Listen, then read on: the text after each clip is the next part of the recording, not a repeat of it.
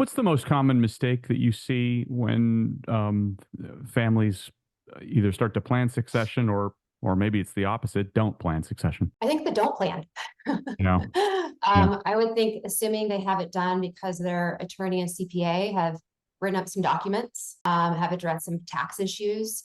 And so, I think that's the biggest roadblock that we see dealers face with, that they think they have it done because they have their estate planning done for business agreements. But that's really about 20% of what goes into growing and sustaining a business. And if you think about taxes and estate planning, that's really just personal to the owner. That's not addressing anything with the business.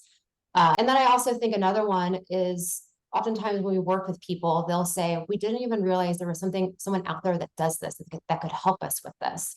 In the sense of, how do you, for one term, professionalize the family business?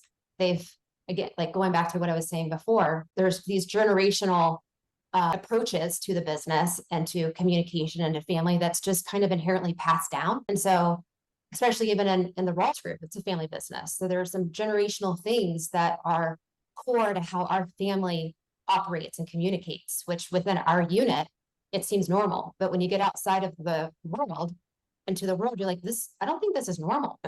And so just assuming that your family style of communication and the dynamic is normal and healthy. And I'm not saying that it's bad, but when you bring that to a business scenario, especially in the car business, where there's hundreds of people depending upon your family to be successful for their lifestyle, and you look at how's the culture responding to this, how are the key leaders responding to this, and you can see like whether or not you want to really own up and take a look at the culture and how things are performing.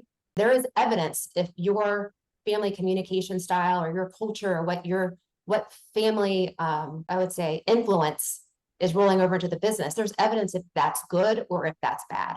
And I think the second one is not engaging in some of the hard topics, and also not leveraging a third party. A lot of this stuff is incredibly sensitive. There can be a lot of family baggage and stereotypes and assumptions.